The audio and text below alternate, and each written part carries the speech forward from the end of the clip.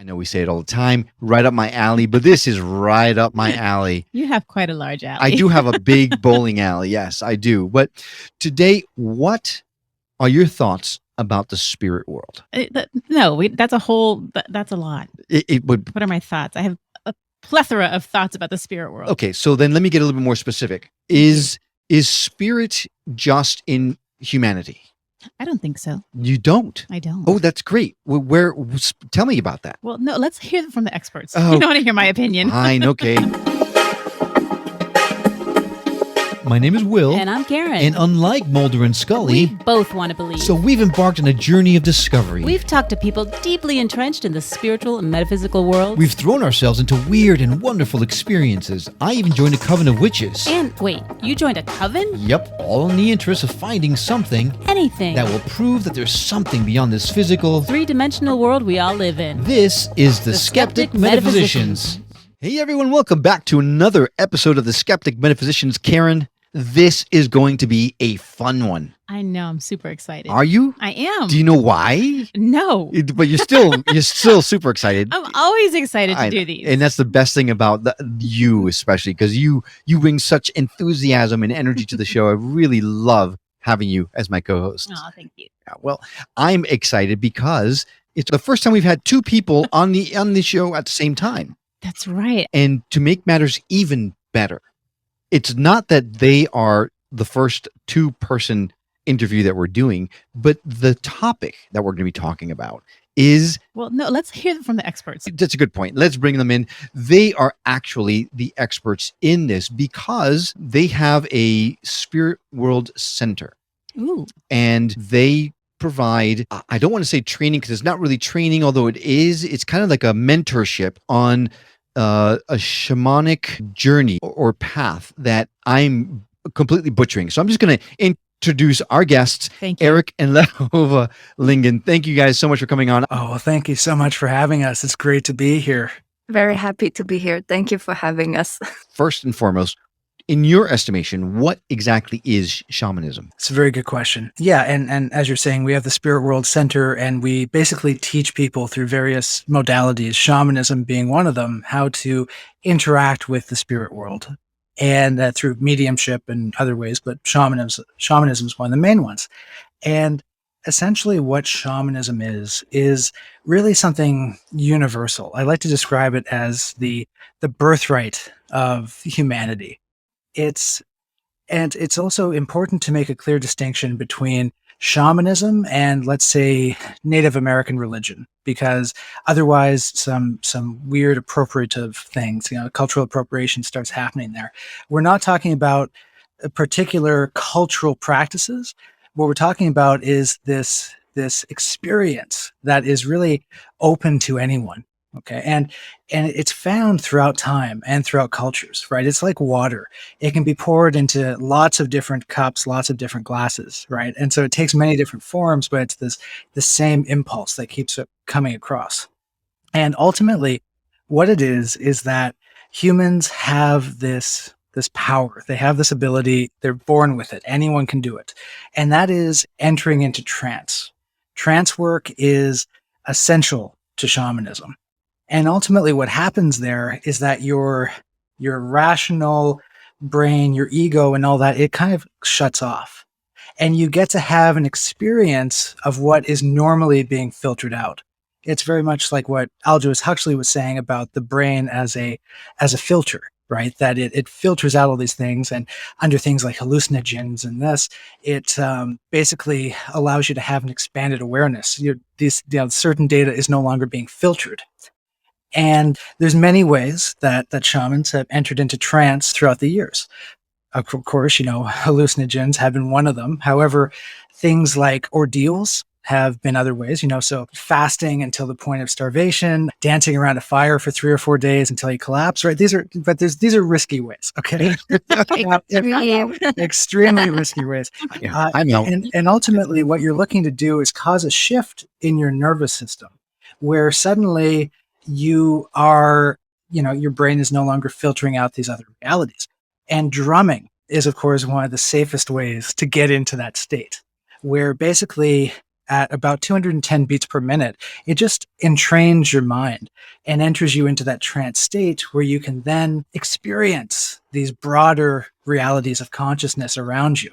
And it's not just humans who can enter into a trance, right? You can hypnotize a chicken, right? You basically take a chicken, put it on the ground, and with a piece of chalk, you draw a line slowly in front of its beak. That will leave the chicken hypnotized for like half an hour. They actually have competitions on this, right? So this is a neurological thing that's happening, but it opens up these spiritual vistas of experience. And this is why I say that's something that has been around forever, right? In the human experience. You have one of our earliest ancestors sitting around a fire, staring at the fire, listening to drumming. He trances out, and then suddenly he has experiences of the local spirits around him, the spiritual landscape. So that's really what shamanism is in a nutshell. And there's many ways in, from the hallucinogenic end, which we don't practice ourselves, but all the way to the kind of just listening to drumming and working with that modality to get in there. Yes. Is- Sorry. No, I was just going to ask if you can get in through breath work. Oh, absolutely. Oh, yeah. Yeah. Holotropic breath work and that kind of thing, anything that causes that shift in mind. And you're always going to have a bit of a different flavor with different modalities, right? Breath work definitely gives you that super high on top of things, right? But it will get you into those altered states for sure. And this is one of those things where there's many ways that the spirit world can make itself shown to you, right? Because suddenly you have, and I guess we'll get to this when we talk about what the spirit world is, but you have this pure consciousness realm that's interacting with you in particular. And so there's, based on how you approach it and even, what's going on in your life and your own symbol sets, there's many different experiences that are on the table that you can have. I'm chomping at the bit because one of the things that really has called to me over the course of my X amount of years looking into this stuff has been shamanic journeys. I identify very, very strongly with that for some reason, and I don't really know why, but I do. It speaks to me in a big way. So I've actually experienced a couple of things. I remember back in my young days when I was first looking into this stuff, like full moon drummings and things like that, where everyone would have a drum and you would lose your mind, right? Doing all kinds of dances and things. So my question, first and foremost, I have a lot of questions, but my very first question to you is, you mentioned that drumming is a way to get you into trance. Do I have to drum, or just listening to drumming, is that enough? Listening to drumming is enough. It's the rhythm that carry kind of the waves and to your brain. And even just listening to earbuds, even if it's not the real drum, it is fine too. And from my experience, I know that some people, they prefer to listen to drum track. Other people, they need to drum for journeying so it's all over but yes, you can certainly be in a trance just with the sound of it. That's good, because I can't multitask to save my life. So Not I at can't all. imagine trancing and drumming at the same time. I'd be like, I'd be waking up all the time. Yes. Does it have to be a certain rhythm or a certain pace? I would say that yes, the 210, I would say about 210 Beats per minute. beats per minute. It's actually called the Yucatan beat. Yeah. And the reason for that is that in the 20th century, there was a researcher who went down to a church in Mexico, and they tried to figure out, the parishioners at this church, they were entering into these strange ecstatic states, and they were, entering into trance, and they were, making vocalizations, and they were just, something was weird happening at this church. And the researchers found that there were parishioners who were banging on gourds at 210 beats per minute. And so they realized, okay, there's some kind of entrainment happening where at that rate, something very interesting is happening to the nervous system. Yes. Now, of course, you can have other rhythm that will give you other experiences. And I found myself and you can drum there. This is what is fun with shamanism, is that you can be so creative. And so let's say sometimes I like to drum while standing and just adding movement to it and be kind of a dance drumming trance at the same time. And there will be part of my trance and it will be more slow. Other time it will be like going like crazy because I need to let go of things. So I need another rhythm to kind of shake it off. And then it will just go back to a regular standard 200 beat, 210 beat per minute. Yeah. So it can be all over the place. And that's one of the things, is that there's various levels, if you will, because there's a lot of different things that can go on with shamanism, right? It's not just, yes, the transport part of it is a huge part, right? And that's where you're entering into these shamanic journeys. And just for your listeners, right? The shamanic journey is when you're in that trance state, you're able to send your consciousness off to the spirit or elsewhere and have this kind of lucid dream-like experience where the spirit world interacts with you through symbols. Yes. It is really like, yeah, it's good to explain the shamanic journey. It's really like a vivid dream, you know? And the feeling is, it's not just visualization.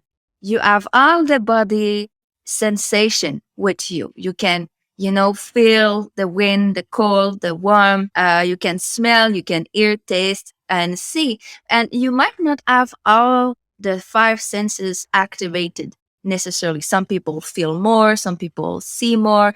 It's really, again, depending on who you are. But if you can try to integrate more senses, this is what is great. But you don't necessarily need a good vision to experience a journey. And one thing I would say is that the most important feeling is your heart. It's like, how do you kind of translate all these sensory that you receive into kind of a heart feeling? It's heart-based communication. And then you have kind of a sense. You cannot really put words on it, but it's a knowledge. And then you kind of interpret it. It's like when you have a vivid dream, right? You're living the dream.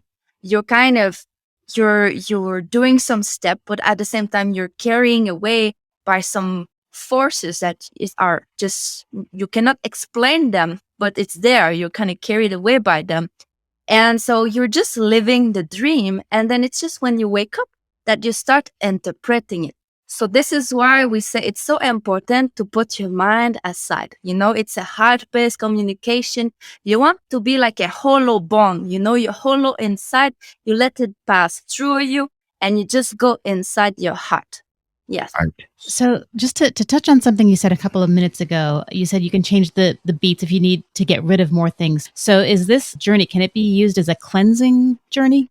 Yes, so totally. You can use a journey to cleanse. You can use the journey to do, there's a lot of popular word like shadow work, child work, and like inner child work and so on.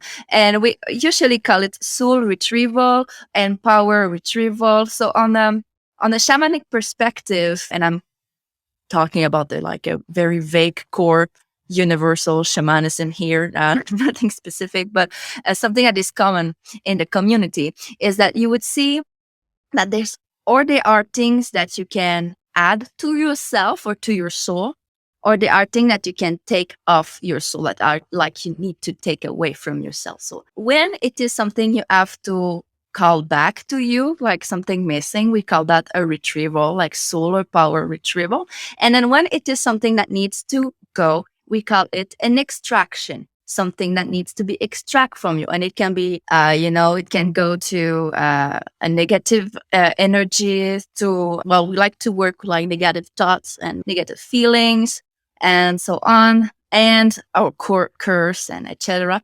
Now, if you go on what is to add, then it is what we call soul retrieval. This is the most difficult one. It is something that happen usually to someone when it has a very difficult event. And in essence, one way to look at the soul, which is helpful, is to look at it as consciousness. It's that consciousness that you came into this reality with.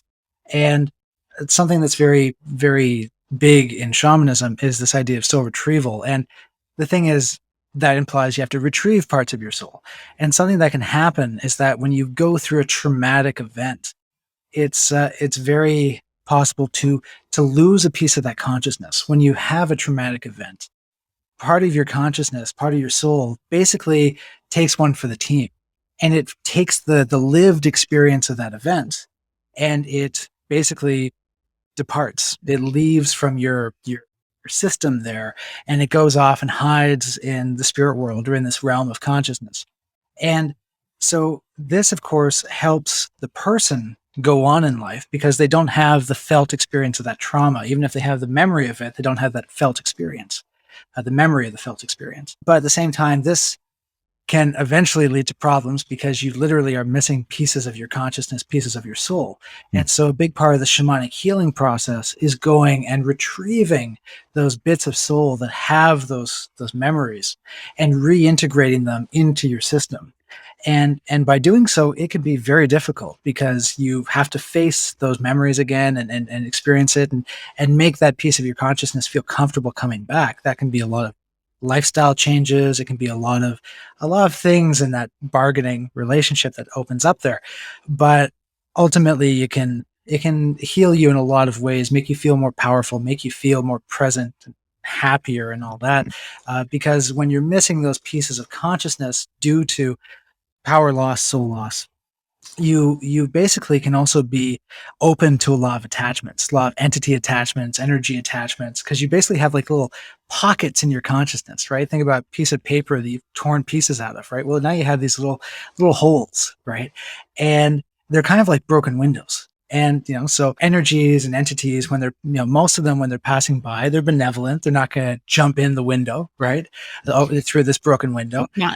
And so, but, the negative ones, they'll take up residence in that room that they got in through the broken window in the house that is your soul.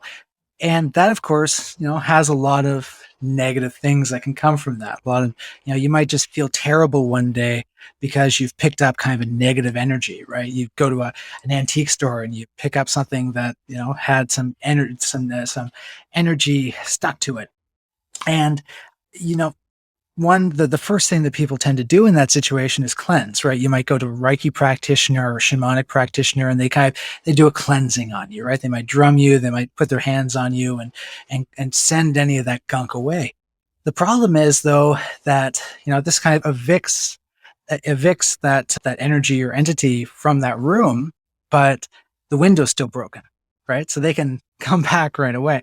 And so, in that kind of situation, you want to do kind of energetic sealing after you cleanse, and that's kind of like putting that plastic with tape up on a broken window, right? It's a temporary measure though. It doesn't last forever. One of the strongest things in shamanic healing that you can do though is actually replace that window, and that's that kind of that seal, so that soul healing. So yeah, there's a lot of soul retrieval and soul healing. So there's a lot of different things that you can do through the shamanic journey state. It really allows you to play with your consciousness, so you have your consciousness, you have your soul, you can send things away, you can add things, and you can really grow. You can really create transformational events in your life that just cause you to continually level up. Yes. So soul healing is one of the things you can do, but you can also, learn to connect with the spirits of the land around you. So have a spiritual connection with nature as well. You can learn divination. You can also do what else? Ancestral healing as well. So you can heal yourself, but you can also connect with your ancestors and engage also in what they call psychopomp work, which is helping the dead to pass over. Wow. Yes. You have said so much that I don't even know where to start. I'm taking all these notes here, and let's back up for a second because we have so much to talk about, and there's no way that this is going to be the only interview that we do with you. This is impossible. We're halfway through and we're not even close to. I know, it's the introduction, it's the menu. All right. So going back and the soul retrieval process, interestingly enough, I am going through something similar on not a shamanic journey path, but on, psychotherapy kind of thing. And my statement has always been, I'm kind of sleepwalking through life. And I've identified certain things that happened when I was a kid, like a kid, that seemed to be the root of these kinds of things. And in psychotherapy, you're trained to go back and face and actually feel the emotions and all that kind of stuff. So I would assume that the difference here is that in the shamanic journey, you are actually when you're in your trance, you're transported into it. So you're actually reliving the experience versus remembering the experiences. Am I close? It is a possibility. One thing that I really want to say is that it's always the experience of how you will retrieve the soul is very unique to everyone. You might relive the entire experience completely. You might also just meet with your childhood self and just want to take it back with you and talk to it. It depends on people. And so, but that's one possibility. And yes, it can be very intense. But then, from what I saw is that it's never just that, the spirits or your guides, if you want, they never let you just with, let's say, okay, let's just relieve your trauma and then you're good to go. No. They will it's very ceremonial, very ritualistic. So, there's something that will happen before to kind of prepare you to that step. And then when let's say you relieve the space or you found back that piece of soul of yours, then there will be another ritual, usually something that will follow, that will help you heal the soul, bringing back, and you will really feel it inside of you. And then it's not that all. I mean, that's just the first part. Then you have to do what we call the integration process, which is not just like the kind of soul integration, the spiritual part of it, but also in real life. In your life, day-to-day life, what are you going to do to make sure that this part of your soul is healing and you can kind of move on? Yes. So this kind of process can be, to your point, really intense. Oh, yeah. So in the world of COVID, before COVID, I would assume that you might be able to help someone in person to go through the process, that kind of stuff. I'm assuming that now most of the stuff you do is the way we're talking now, right? Virtually. So how dangerous is it to do things like this on your own? Can you get stuck, or do you really need to have someone next to you while you're doing it to make sure that they can help you through it? This is something that can be problematic if you go it alone. And so, for instance, I put out meditation tracks, but I don't put out meditation tracks for soul retrieval, let's say, because I would need and want to be able to talk to you after you've gone through that experience, to be able to integrate what's happened to you. And so, yeah, if you're going through the soul healing process, you definitely want to have someone who has been there before, who can talk you through it and talk after it. And of course, one approach that we have personally is that soul healing can be a very long process, right? It's not like you go to the shamanic practitioner once and then they do something and then suddenly you're cured forever. It's very much something that requires lifestyle change. It requires you to actually do the work and integrate that piece of you when it returns. And so actually at this point, we actually only teach people how to do it for themselves after a lot of training, right? So it's kind of like, okay, we'll give you 6 months of training, then you're ready to start on soul healing for yourself. But then we are here in that mentorship capacity to talk you through it afterwards, right? So you definitely want to have a mentor around, but at the same time, then it is a thing that is deeply personal and that you kind of want to work through in your own personal relationship with the spirits, but you definitely want a guide who can talk you through it. A word from friends of our show. Chaos is universal. We all have chaos. Whether it's big or small or somewhere in between, we might as well share it, the chaos of life, so we can feel heard, validated, maybe make someone laugh, or just know we're not alone in all the chaos. I'm Jocelyn, host of Keeping Up with Chaos podcast, where you'll find connections, conversations, and of course, shared chaos. We bring on all different kinds of interesting guests and friends of ours from all different places, living different lives, but sharing their stories here with you. Because why not? We all have a story to share, and maybe a little bit of chaos too. So let's get that conversation started. Join Keeping Up with Chaos podcast every Wednesday at 8 o'clock Eastern Standard Time.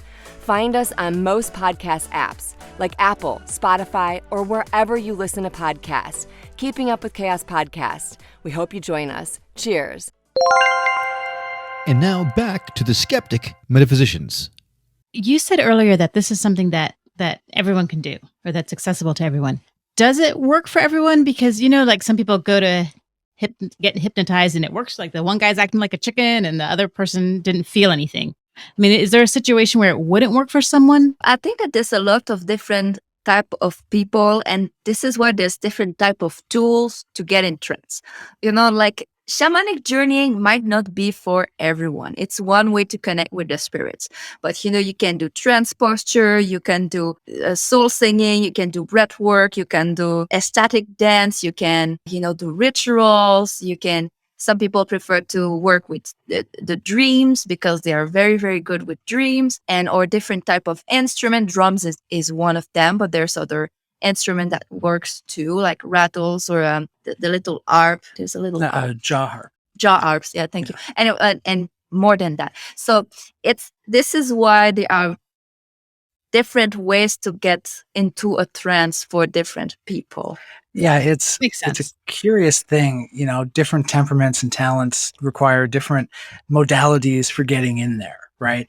And this is something that we find, especially a bit of a difference between men and women in interacting with this. If you tend to be more, I always get these backwards, but left-brained. If you kind of are more left-brained and logical and mathematical and all this, you might find a bit of difficulty getting into that shamanic state just because you might be getting in your own way, right? In that, as Laura was saying, it's essential to basically be like a hollowed out bone. Just allow the experience to come through you.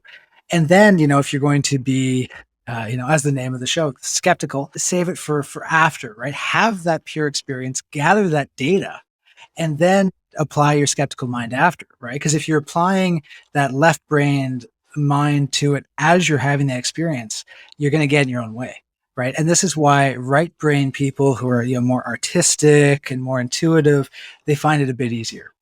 And this is why at the center, I'm that left brain type, right? I've definitely had to train myself to be better at shamanic journeying. But at the same time, for me and for people like me, that's why I tend to teach more what we call kind of spirit craft, or kind of more this ceremonial way, almost like a druid, of working with the local spirits of the land through this kind of contractual, ceremonial style of working based on meditation and working with the landscape. So there's various ways in, right? But ultimately, you're doing a lot of the same things through these different directions. You bring up a really good point, because on your site, when you touched on it a little bit about the fact that you're really truly against appropriating anything. And the difference is not in adopting other people's rituals and dances and things like that, but rather to create your own based on your own experiences. And it makes sense. I have a note here to ask, but Karen so wonderfully asked the question, what if you can't, clear your mind enough to happen? And you answered that. You have different ways of doing that, which is great. But then it leads us into probably the biggest question that I have, because when I was a young man, I was training with Native Americans in their way of doing things. And in their thought process, everything, which is why I introduced the show the way I did, everything has a spirit. It's not just you, me, the other person. Everything has a spirit, and it's getting in touch with that spirit through ritual that actually makes a difference in your life. Is that similar to the things that you are teaching? Absolutely. It's one of these things where I don't like to push any dogma on my students or on anyone else. And so I always say, okay, treat what I say as a working hypothesis, and then do the work, right? Do the shamanic journeying, do the ceremonies, that you find yourself, and see what happens, right? And then, take that working hypothesis that I gave you and see if it works for you, see if it matches your experience of things. But that working hypothesis that I always start off people with, which definitely is what Laura and I have found through our practice, is this animist worldview. Absolutely. That we live in this world that is ensouled, right? And this is, we have a bit of a map of the spirit world, a map of reality that kind of lays things out. And that is, you can look at the physical world as this realm of time and space, and you have consciousness, but it's embodied, right? It's embodied within matter, right? You don't really have consciousness floating around, right? It's all embodied. And then you have what we call the spirit world. And that's kind of where we come from. But it's this place without time and space of just pure consciousness, pure infinite consciousness.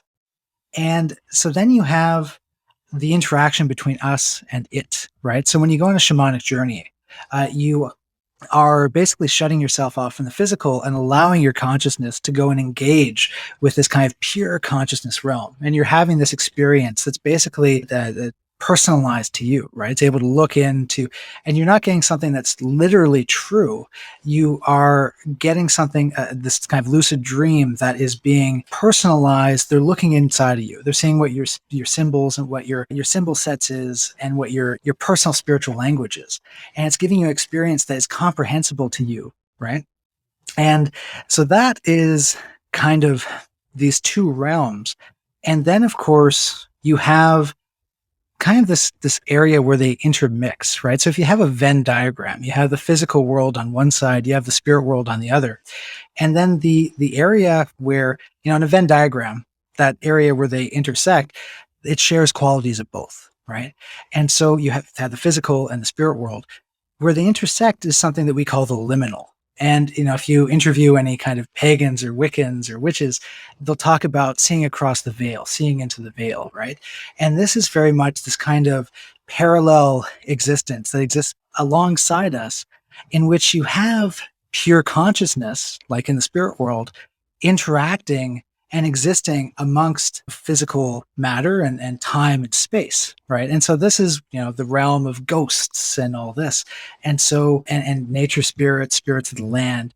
And so when you are entering into trance, yes, you can see into the spirit world itself, but then you can also see just across into this realm of consciousness that's much closer to us, and it is existing in relation to time and space. So I guess what I'm getting at here is we live in a very animated environment. I like to express that we live in the midst of a spiritual ecosystem. You just can't see it. And it's just like any other ecosystem out there, full of things that are benign, your deer, your rabbits, your trees, your mushrooms and all this. But then there's, the things that are, predatory and parasitic. And, we live in a very amazing ecosystem.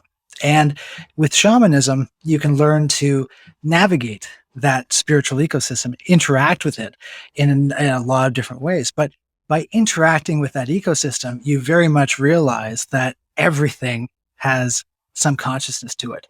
That, in fact, consciousness is primary. And this physical reality really is just kind of this hallucination being created for consciousness to play out narratives and to tell stories and to have experiences. And so, absolutely, you go out there, you look at a rock, that rock has consciousness in it. A tree, a mountain, a galaxy. There's all these different levels of consciousness, the same way that a cell in your body is its own living being. It's conscious to a degree, but then you have the consciousness of the entire body in you, and you're a cell in the galaxy, right? And it has its own consciousness. So there's all these various levels.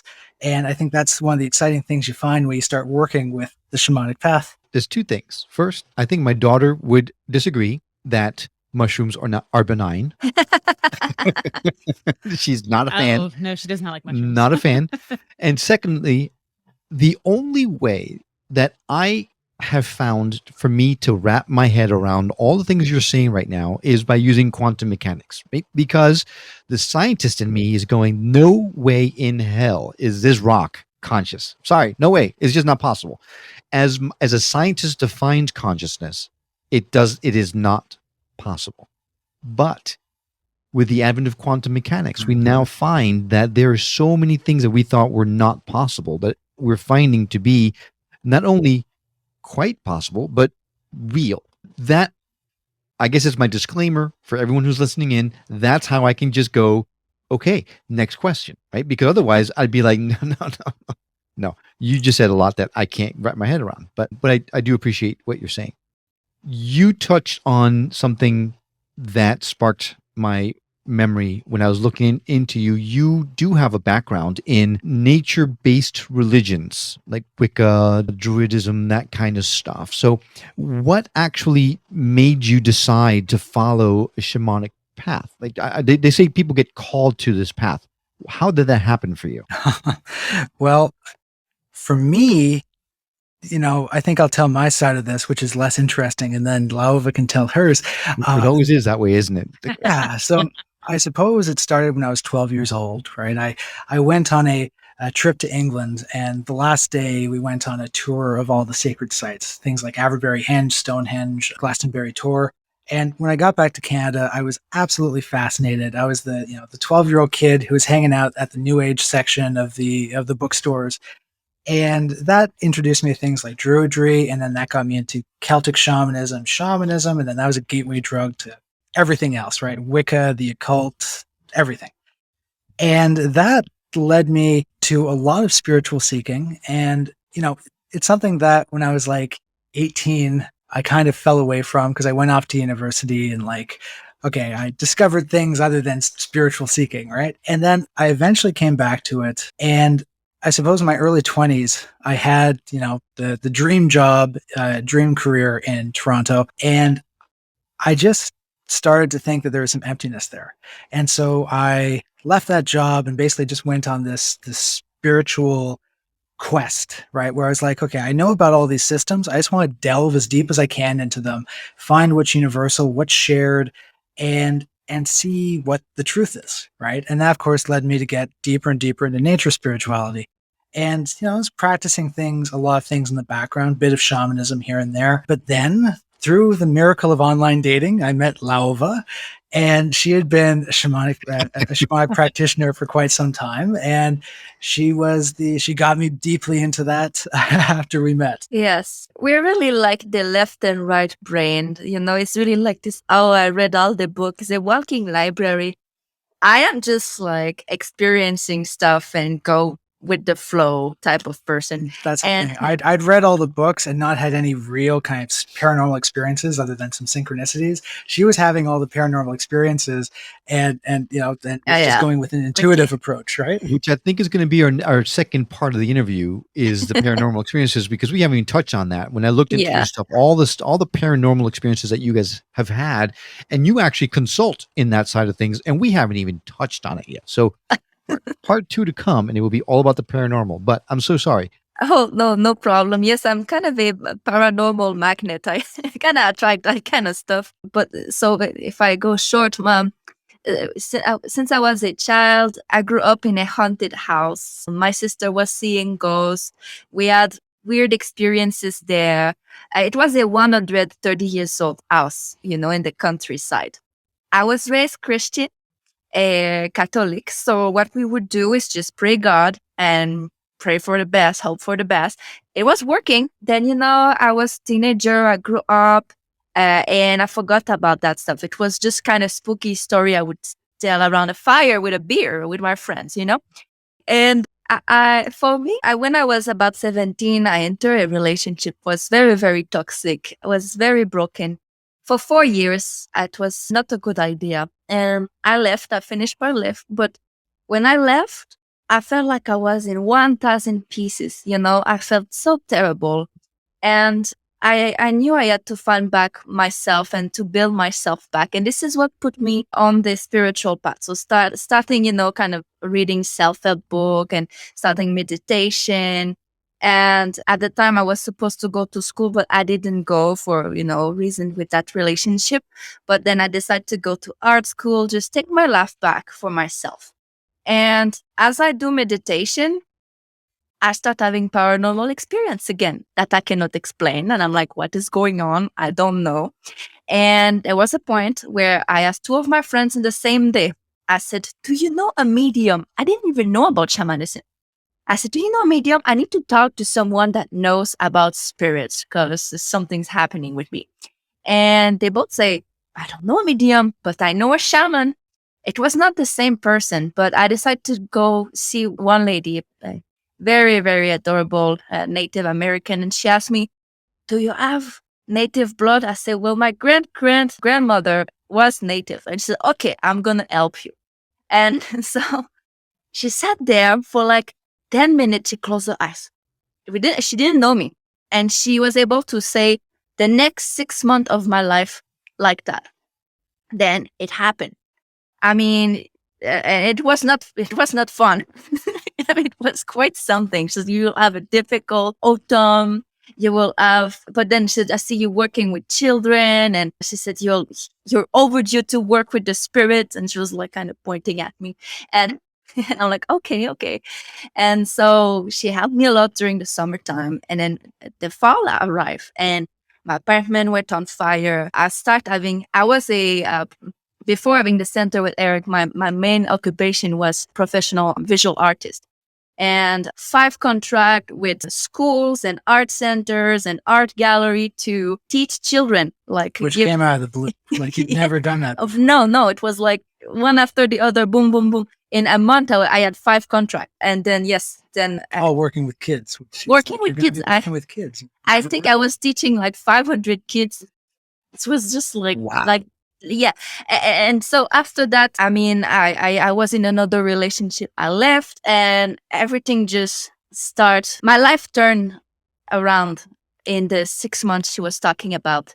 And I realized looking back, I was like, wow, she really, really said my life.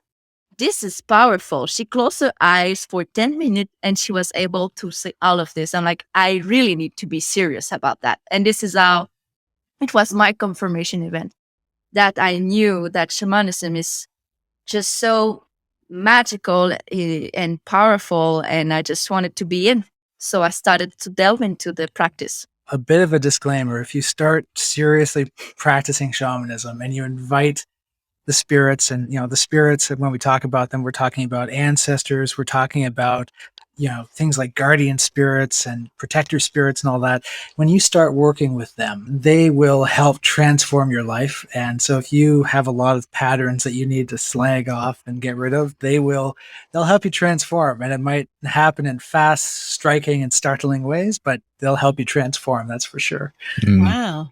Gosh, I know that you help people go on this shamanic journey, on this path. I know that you have some virtual offerings that you do, and you can help people from across the world, really, right? So how can someone reach out to you if they're looking to either get on the path or looking for some help from someone like you?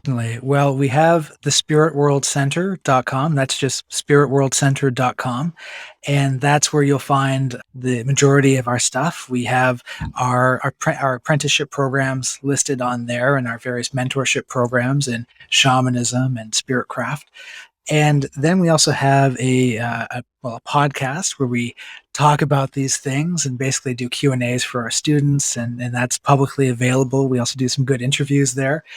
We have a YouTube channel. That's the Spirit World Center on YouTube. The podcast it's not a very inventive name, but it's the Spirit World Center podcast, and that's available on all major podcast apps. We also have an Instagram account. That's Spirit_World_Center. And those are the main places to find us. And I encourage anyone who's having any kind of weird paranormal experiences or anything, reach out, because we can probably, say a few things that might help you out and give you a couple of practices that might be of help. And we're very approachable, and there's many ways of contacting us through there. Okay, well, we are going to put all of those links directly on our website. So if you just go to skepticmetaphysician.com and go to their episode page, you can see all those links directly there. You can reach out to them specifically, directly, one-stop shop right at that site. And please do reach out to them, because they are so informative and just lovely people, and they're going to make you feel so comfortable while they're helping you on your journey. Yeah, no, this has definitely been an incredible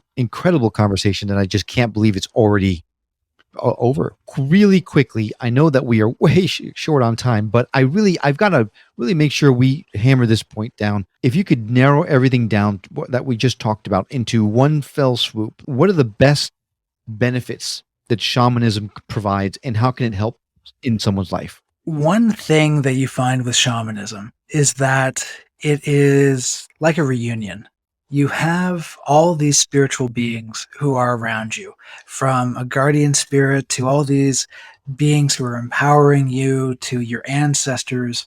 And a wonderful part about shamanism is waking up to that relationship, to these beings that are all around you, and then being able to work with those beings to solve practical issues in your life, whether it's soul loss or whether it's just cleansing some spirit that you picked up in a used bookstore, to trying to bring some positivity and luck into your life. There are just so many ways that they can help, and it really is this homecoming, this reunion with beings who love and care about you, and they're around you right now anyways, but you can learn to work with them directly. Yes, I would say it's all about feeling like you're getting things back to you, all the gifts maybe you feel you've lost throughout the life or that you discover, but also letting go, creating boundaries, healthy boundaries, to gain your power, to stay in your power in life, and in a very meaningful way. And like with the nature, but with the human and also with the spirit. So it has really like kind of all these dimensions to it. Guys, I cannot thank you enough for taking the time to come on the show and speak to us about shamanism and what you do, and sharing of yourself with our audience, because what you bring to the table is so huge and so important. It's another path that's out there for those that are seeking their way in life. Thank you once again for coming on. Thank you so much for having us. It's been an absolute blast. Yes, it was Okay. amazing. Thank you very much. Before we go, I did want to share another great review that came into our show. Melissa Oatman from the United States rated us 5 stars, and she says, "Awesome podcast. I love your energy and the topics you cover.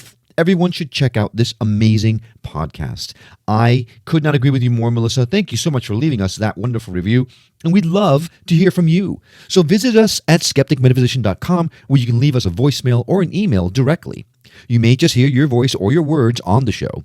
And we're always looking for ways to improve the show, so if you have some feedback that you'd like to provide, good or bad, just let us know. We are happy to take any criticism that you feel we should know. Of course, reviews and ratings are a great way to evolve and grow the show, so we'd love it if you would take a minute and leave one of those as well. As you can see from Melissa's review, it doesn't have to take a lot or a long time. A couple of words saying what you feel about the show is all we really need.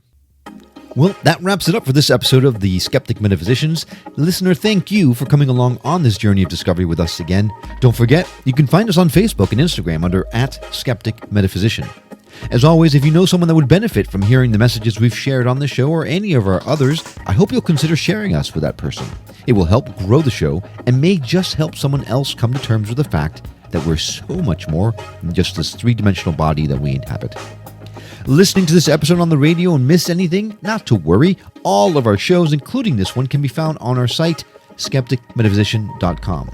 Don't forget that you can become a member of the Skeptic Metaphysician community for free there and enjoy the added benefits of discounts for services from some of our past guests, as well as a chance to never miss a show or an announcement immediately once it's been published. We hope you've enjoyed this episode as much as we have. That's all for now. We'll see you on the next episode of The Skeptic Metaphysicians. Until then, take care.